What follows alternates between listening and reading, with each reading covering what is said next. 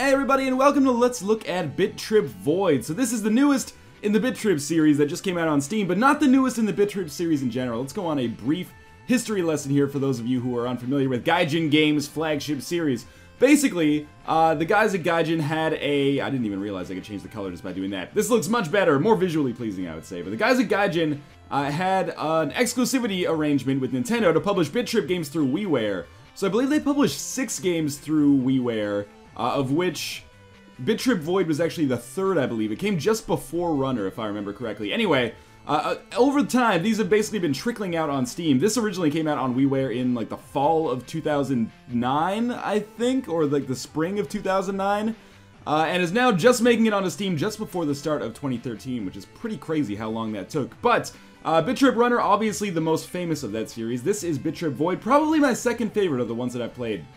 I really did not like Core when it came out earlier this year, but I'm finding Void a little bit more palatable for me. So let's explain what's going on here. These Bit.Trip games are all about this guy Commander Video, and the story is always told through these kind of abstract pieces that you can see. There's never any kind of, like, verbose, like, thousands of years ago, Commander Video descended from Vidania, and etc, etc.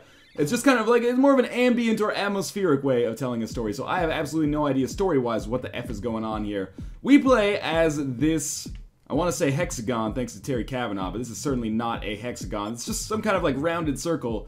And as with all Bit.Trip games, there is this kind of like 8-bit, almost an Atari-like aesthetic actually to the whole thing, which works really well, almost in the same way that, you know, classic and futuristic elements interacted in a game like Pac-Man Championship Edition DX is similar to the way that the aesthetic works in this. So every time we collect one of these black balls, as you can see, we grow a little bit larger. If we collect a white ball, we actually get a little bit smaller, and we lose our combo.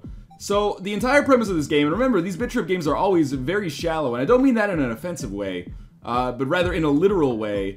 Like Bit.Trip Runner, all you're doing is basically hitting one button to jump, one button to slide, one button to bust through platforms, etc, etc.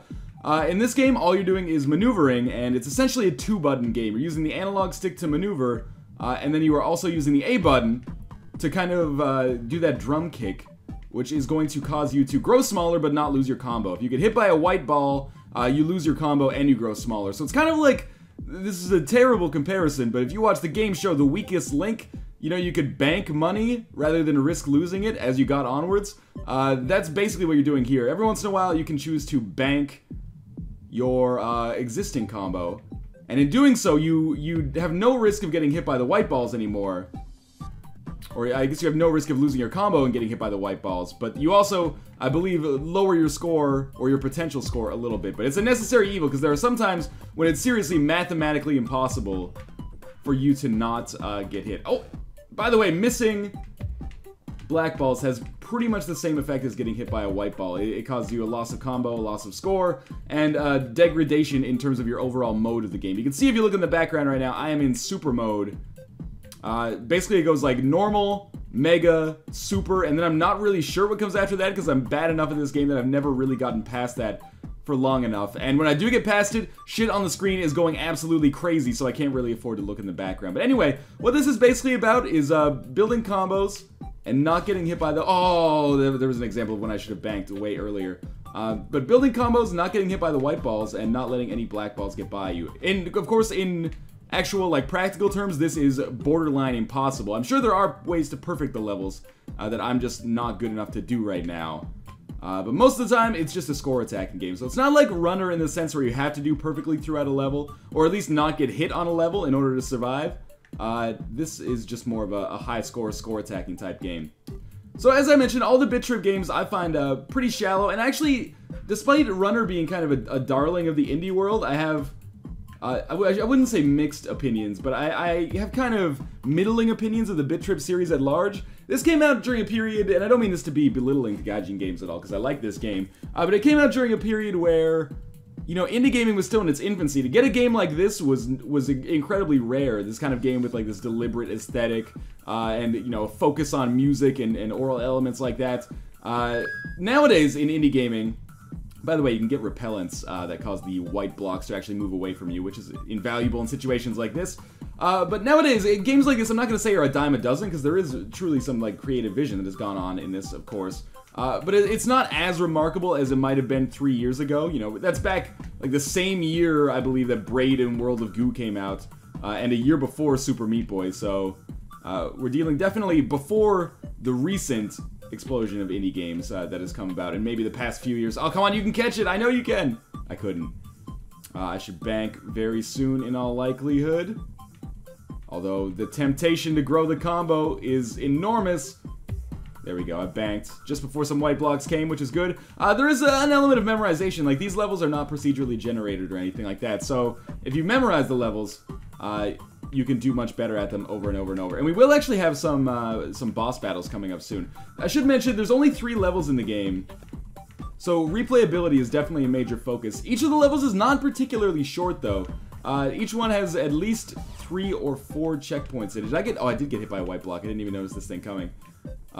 So each one has taken me, you know, in beating the first level, which required a retry or 2, I have probably invested about an hour in the game overall. So there's definitely, you know, for your $10, there's a few hours of play if you're into the style of gameplay that you've got here. If you're not into the style of gameplay that you've got here, then I guess it doesn't really matter how much gameplay there is overall, does it?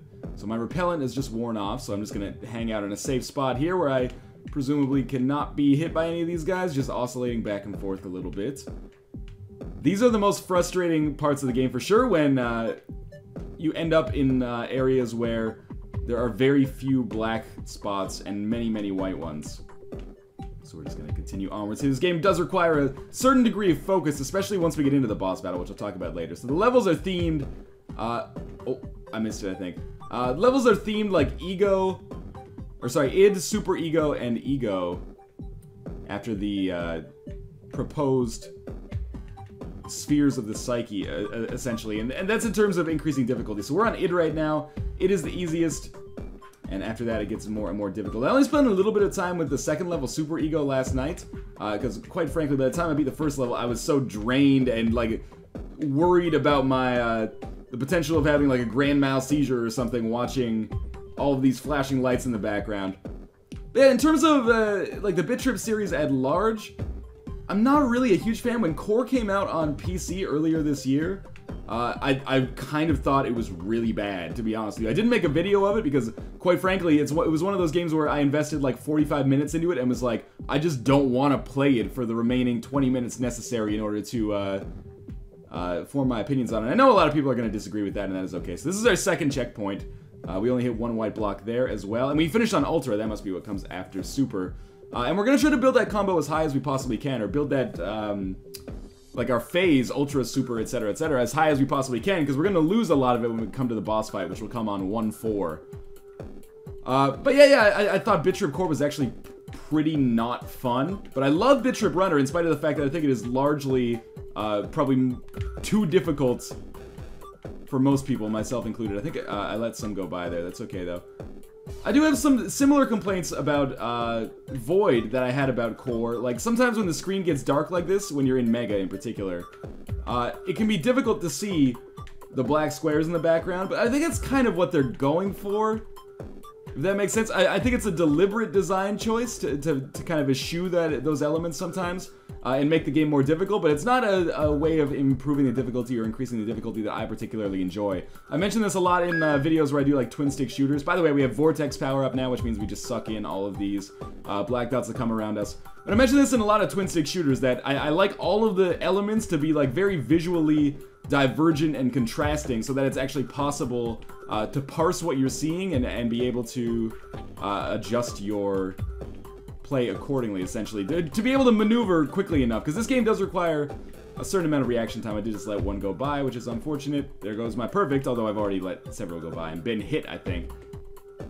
And there is an element of rhythm involved in this game as well, as there are in all Bit.Trip games. Again, in terms of like entering that kind of flow state with respect to rhythm, I thought that Runner did that the best. You could really kind of like feel like you were playing an instrument in the song. Void is a little bit more free-flowing. I'm not going to say it's more improvisational or anything like that, but to a certain extent it is. Like, you choose what to do, whereas in Runner, you just had to like hit the button within, you know, a 0.3 second timing window or something to get over an obstacle. In this, you can I could go about this multiple ways. I could, you know, fit through here like this. I could wait for an opening and fit through it that way, like this bigger opening over here. All I'm trying to say is that there's still that rhythmic element, but to a certain extent, it feels a little bit less tight. It feels a little looser, which, you know, some guys are into that. We've let several go by here. Things get pretty difficult pretty damn quick. I just hit several. I think we're in Mega now. In terms of score, though, this is probably by far the best score I've ever managed to get on these levels. This is not going too well for me. There is an element of almost bullet hell that shows up from time to time. There's also an element of, like, Battletoads-esque racing that you'll see. But that's going to be when we get to the boss fight, which should come fairly soon. So we've just got Vortex. We're sucking this up like crazy. And we're going to fit through here.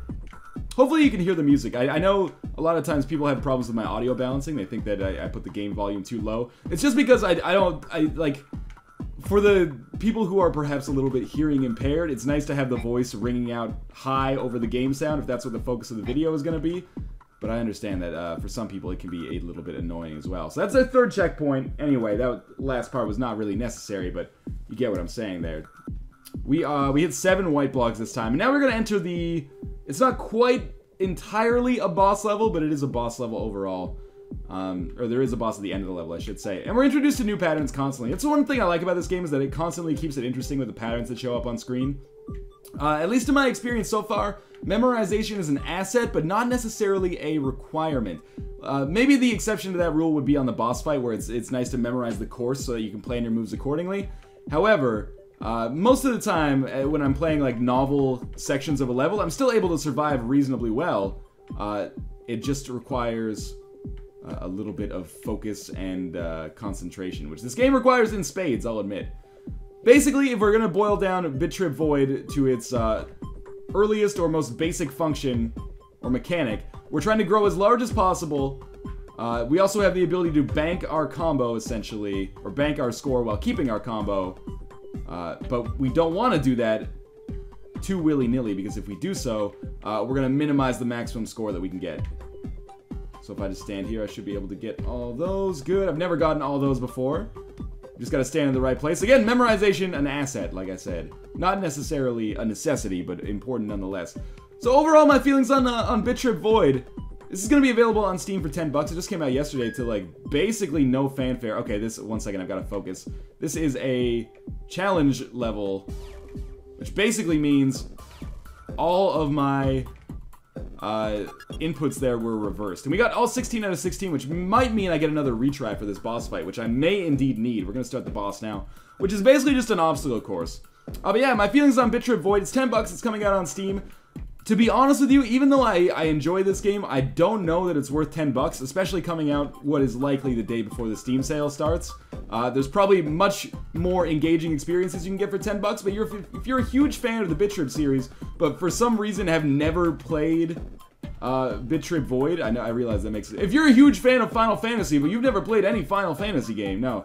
But if you like this sort of thing, if you're a big fan of Runner, if you liked Core that came out earlier this year, or if you didn't play it, which I'm guessing is more likely, then this is going to be up your alley. I mean, this is, at its core, a Bit.Trip game. It's got very shallow mechanics, but it's engaging. That was terrible on my part. Basically, on the strength of its fantastic music. I'd be remiss if I didn't mention the fact that the music is really, really great. But overall, I can't see myself spending too much more time with it than I already have. As a result of, again, its shallow mechanics, relatively limited system of progression, and just overall, I feel like there's things that, for me at least, I'm better suited to investing my time in.